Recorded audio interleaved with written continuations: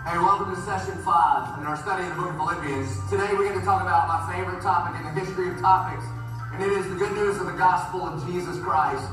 The reality is that we are saved by grace through faith and not by our works. In chapter 3, Paul starts out this way. He says, "Finally, my brothers."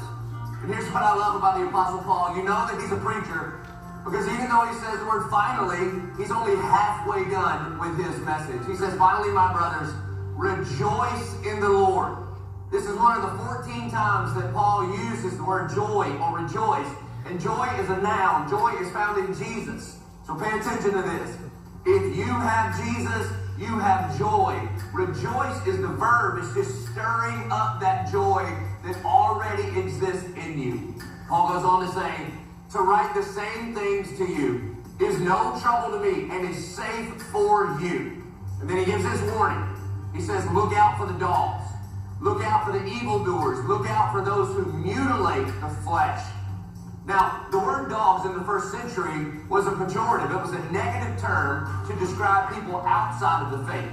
So don't think about your dogs at home, little fluffy with the sweaters. We're a little obsessed with our 21st century dogs. The dogs in the first century were mangy mutts, were coyotes that would eat dead things and trash. It was not a compliment whatsoever. And what the Apostle Paul is doing is using a pejorative term that was used for outsiders to warn the church of Philippi about those inside the church. You see, often the greatest threat to the church is not the outside.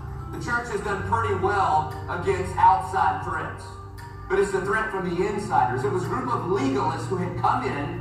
They were known as the Judaizers, and what they taught is that your salvation was not based on your faith, but was based on your work. In particular, they were teaching that you had to be circumcised to be saved. That's called a works-based righteousness. Now, our works will never earn our salvation.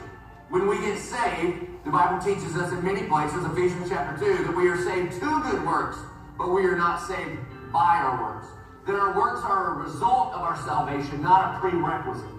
Paul goes on to say in verse 3, "For we are the circumcision." Circumcision was an Old Testament symbol or mark to distinguish those who had a covenant with God.